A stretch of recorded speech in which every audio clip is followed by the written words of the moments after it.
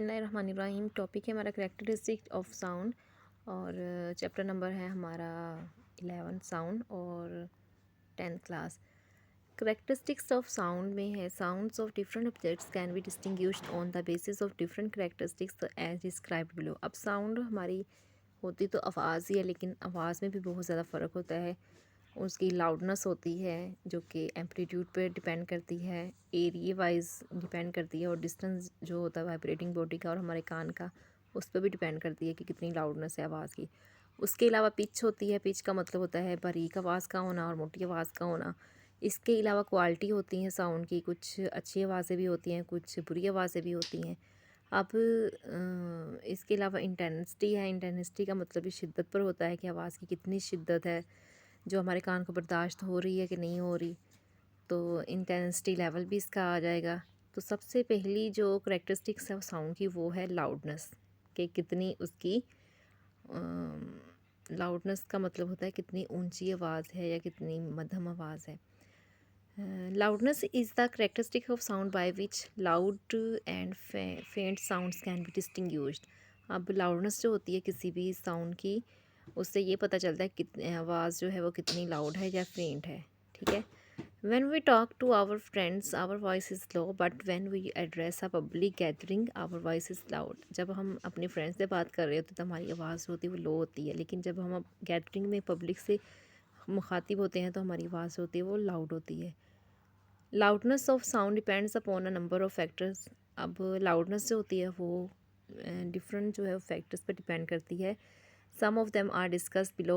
First of all amplitude of the vibrating body. अब amplitude क्या होता है? The loudness of the sound varies directly with the amplitude of the vibrating body. The sound produced by a sitar will be loud if we pluck its wires more violently. तो loudness जो होती है वो किसी भी वेव्स की जो होती है वो फॉर एग्जांपल उसकी ऊंचाई कह लें, वेवलेंथ जो होती है, एम्पलीट्यूड होता है, वो मैक्सिमम डिस्प्लेसमेंट होता है उसकी मेन पोजीशन से। फॉर एग्जांपल अगर हम स्टार को प्ले कर रहे हैं तो अगर हम वायलेंटली ज़ोर से उसकी जो तार होगी उसको प्लग करेंगे तो आवाज़ जो है मोर लाउड होगी। ठीक है। इसी तरह से अगर हम जो है वो ड्रम को बहुत ज़ोर के साथ उसको बजाएंगे, बीट करेंगे, तो वो उसकी लाउडनेस भी, एम्पलीट्यूड जो होगा उसका बहुत ज़्यादा इंक्रीज़ होगा, तो हमें लाउडनेस जो है वो आवाज़ की सुनेगी। नंबर 2 है वाइब्रेटिंग। अब जो फिगर में है, फिगर में दिखाया हुआ है कि वायोलेशन जो वेरिएशन जो है वो लाउडनेस की और एम्पलीट्यूड की किस तरह से वो एक दूसरे के डिपेंड कर रही है। अब लार्ज एम्पलीट्यूड होगा तो आवाज़ जो लाउड होगी। अगर स्मॉल एम्पलीट्यूड होगा, जो आवाज़ की जो वेव्स होती हैं उसका एम्पलीट्यूड अगर स्मॉल होगा तो वो क्वाइट होगी, यानी कि मध्यम हो गई। नंबर 2 जो फैक्टर लाउडनेस का वो ये है कि area of the vibrating body. The loudness of sound also depends upon the area of the vibrating body. For example sound produced by a large drum is louder than that by small one because of its large vibrating area. अब vibrating area जो है अगर वो बहुत ज़्यादा बड़ा होगा, अगर एक ड्रम है और एक छोटा सा कोई चीज़ ले लें, दोनों को वाइब्रेट करेंगे तो ड्रम की आवाज़ जो होगी वो ज़्यादा होगी, क्योंकि उसका एरिया जो होगा वाइब्रेशन का वो बहुत ज़्यादा होगा। और अगर कोई छोटी सी चीज़ है उस पर हम कोई भी चीज़ मार के उसको में वाइब्रेशन पैदा करेंगे तो वो कम वाइब्रेशन पैदा होगी, इसलिए उसका लाउडनेस जो होगी उसकी कम होगी। If we strike a tuning fork on a rubber pad, a feeble sound will be heard, but if the vibrating tuning fork is placed vertically on the surface of a bench, we will hear a louder sound. इसी तरह से एक अगर tuning fork है और rubber का है, उसको अब ट्यूनिंग फोर्क है उसको हम रबर पैड पर मार के तो उसकी वाइब्रेशन सुनेंगे तो वो बहुत सी फीबल साउंड हमें सुनाई देगी। लेकिन अगर वही वाइब्रेटिंग फोर्क जो होगा हम वर्टिकली किसी बेंच के ऊपर जो है वो सरफेस पर रख दें तो वो उसकी जो है वो लाउडनेस हमें ज़्यादा सुनाई देगी because of the large area of the vibrating body. From this we can conclude that the loudness increases with the area of the vibrating body and vice versa. अब दो फैक्टर्स तो हमारे हो गए, एक एम्पलीट्यूड अगर ज़्यादा होगा तो लाउडनेस ज़्यादा होगी, और दूसरा जो है वो अगर वो उसका एरिया जो होगा वाइब्रेटिंग बॉडी का ज़्यादा होगा तो वो आवाज़ भी लाउड होगी। तीसरा जो है वो फैक्टर हमारे पास ये है कि distance from the vibrating body. Loudness of sound also depends upon the distance of the vibrating body from the listener. अब लाउडनेस जो है वो साउंड की इस फैक्टर पे भी डिपेंड करती है कि वाइब्रेटिंग बॉडी का और लिसनर का आपस में डिस्टेंस कितना है। अगर तो डिस्टेंस ज़्यादा होगा तो आवाज़ हमें कम सुनाई देगी, और अगर डिस्टेंस जो है वो ज़्यादा होगा, कम होगा, तो हमें आवाज़ भी ज़्यादा सुनाई देगी। अगर डिस्टेंस ज़्यादा होगा तो आवाज़ कम, और अगर डिस्टेंस बहुत थोड़ा सा होगा तो आवाज़ ज़्यादा सुनाई देगी।